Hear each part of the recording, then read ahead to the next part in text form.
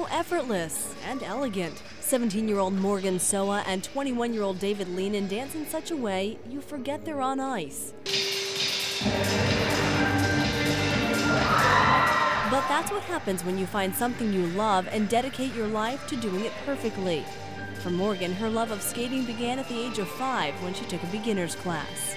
I would watch it on the TV and I thought it was interesting, and my mom thought it would be just something fun for me to do. Throw in some glittery costumes and Morgan was sold.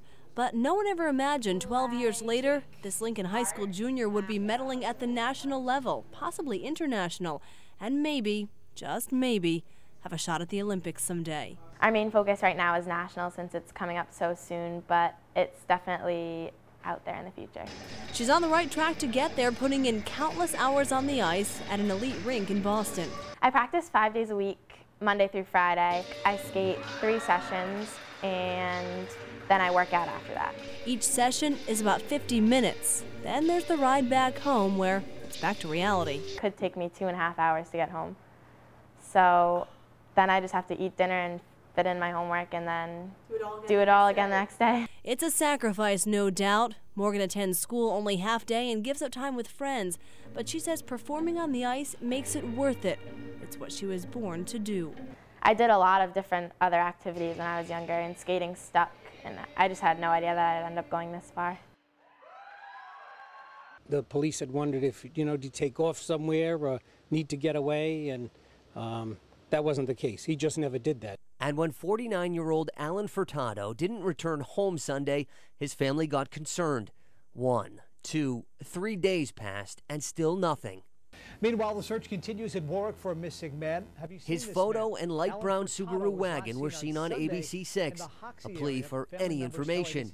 Then a grim discovery by state workers Wednesday off Route 37 West in Warwick. A closer look on the side of the highway showed pieces of debris littering the woods and trees scarred by a blunt force.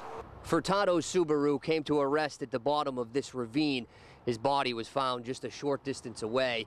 Police say he had been ejected from the car, and this area is so low away from the road, no one saw him for 3 whole days. Bad spot, and we, as I said, we looked for him for all those days. Jeff Ursillo has known his brother-in-law for 30 years. Their families searched high and low, even drove past the accident scene, but they couldn't find Al. Now, with a little bit of closure, they're remembering a man who leaves behind a wife of 28 years, a son, and a 2-year-old granddaughter he adored. He was a good provider and always took care of his family. He was loved by everybody. He touched everybody differently.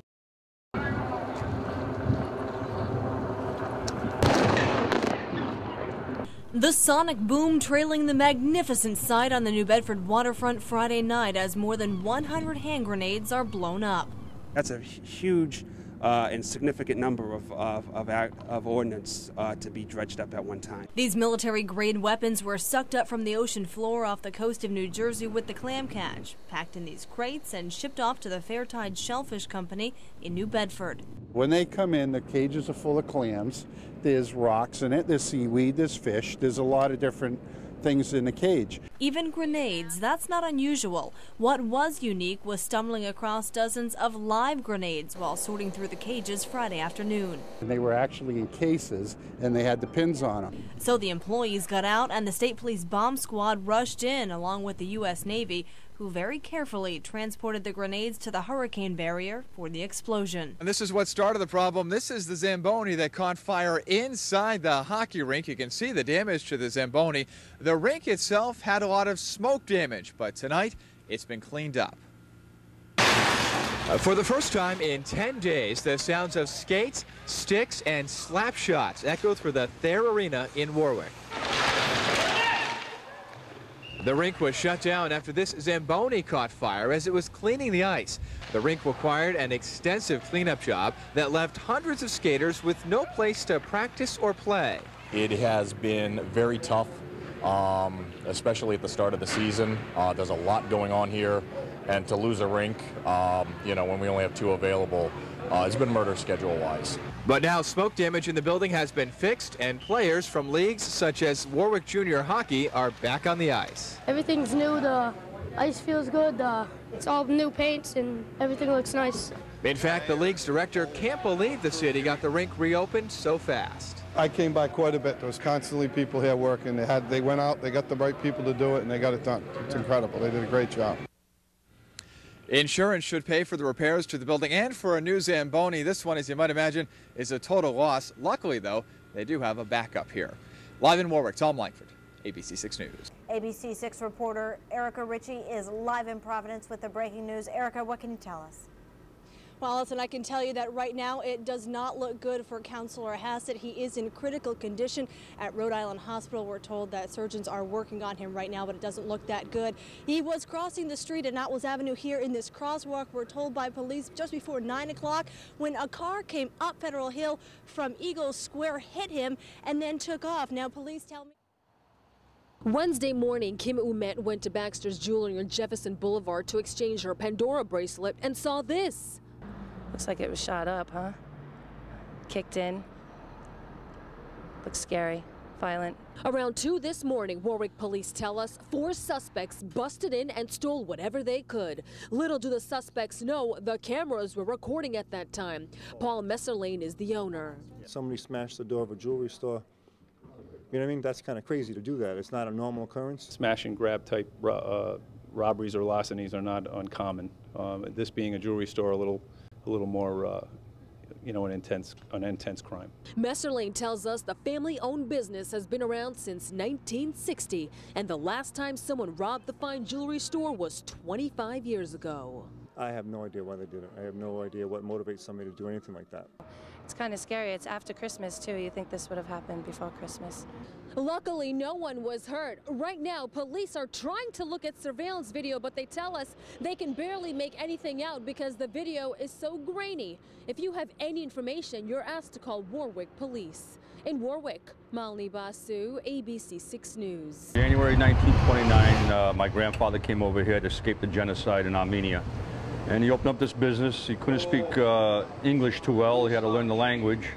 And the people in the neighborhood thought he was Italian. So on that note, they thought his name was Tony. So they call him Tony all the time. So he named the market Tony's Market. And it's been like that for 80 years. He was a nice guy, very quiet. You know, he was all business though. And he's built the foundation. And my father and my uncle built on it from there. And then I came into business when I was a young teenager out of school and high school, and I've been here ever since. 1202. We take care of a lot of people, you know, people that they were short on whatever, they needed groceries for their children, and we gave it to them. They paid us when they could, and not too many people do that anymore. This is the last place of its kind. This is not just a neighborhood store. Everybody that comes through that door is a family.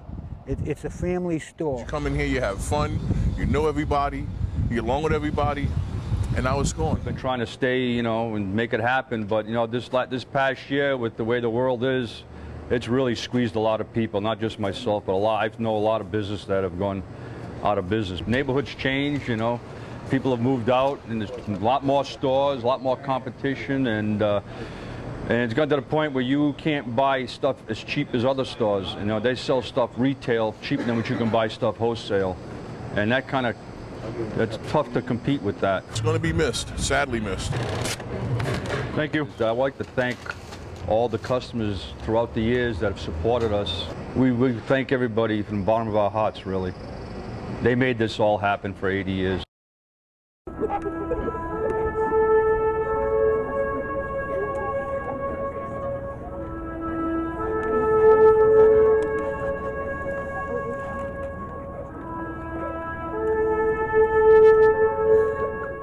They stood shoulder to shoulder in the cold, hundreds holding flickering candles, lights of warmth in memory of Kyle Kutu. Never have I been so honored to speak of such a remarkable young man. His football coach at Pawtucket's Tolman High School spoke of his spirit. His principal talked about his childhood dream to become a Marine. He loved the Corps. He loved boot camp. The little Marines they had come to know. We've been getting letters and prayers from all over the country. Kuchu's grandfather says the support his family has received from Pawtucket and beyond has been tremendous. This is what America's all about. And so, in the same stands along the football field where they cheered Kyle Kuchu just a little more than a year ago, a community came together, lit candles, and paid tribute to a man who gave his life for his country. It's hard, but let's not mourn the loss of Kyle, and let's celebrate his life. Because I know he's in heaven right now, making some angel laugh and bringing a warm spirit to everyone. It was an all-day, all-night music marathon at the Providence Firefighters Hall. Some of the best musicians in the area are helping firefighters raise money to fight a condition known as PKD, or polycystic kidney disease. For some, it's a fight that hits very close to home. My son Andrew has PKD, he's 5 years old, and we hope by the time he reaches adolescence that we can be on the path to finding a cure. So the firefighters cranked up the barbecue grill and fired up the pizza oven, collecting donations for the cause. Of course, events like this aren't just about great food and great music and having a fun time. They're also about helping kids who are sick. And 5-year-old Andrew Dowdy says he appreciates the help.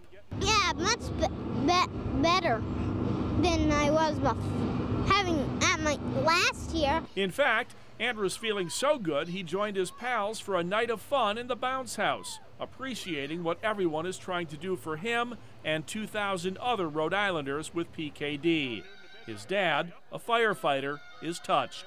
Yeah, it sure puts me in a different spot, and it's very humbling to have this much support for something when usually we're the ones trying to help someone else. So I really appreciate everybody that helps. Across the nation, over 600,000 people have polycystic kidney disease. But events like this may help reduce those numbers. Mark Curtis, ABC 6 News. Just look between the two cars in the Cranston Collision Police impound lot. There sits Emma King's motorized wheelchair. Emma tells us she was out riding the wheelchair Saturday when she got lost. Police came to help and drove her home, but a towing company was called to pick up her wheelchair. And they hand me a paper, a bill, and I haven't got the wheelchair yet. That piece of paper was from the city of Cranston explaining how to get her wheelchair back and that the towing company would need to be paid $68. Her son was furious. Cranston Collision told me they don't care what the circumstances are. They need to be paid. They have the wheelchair. They'll bring it back as soon as we have the cash to give them. And she doesn't have the cash. So here we are at the police impound yard. If someone gets arrested or a car's involved in an accident or it has to be impounded, this is where they bring the cars. Of course, cars are self-contained and they're protected from the elements sitting here. But take a look at the wheelchair. If we had a sudden thunderstorm or rain shower, it's unprotected. Its electronics could be destroyed. You have to get that wheelchair out of the rain, or at least covered up before the rain comes. It can't just sit out in the impound lot like that. In fairness, we did explain to the 90-year-old King, who has mobility issues, that police were probably trying to protect her. The police don't want you to get hurt.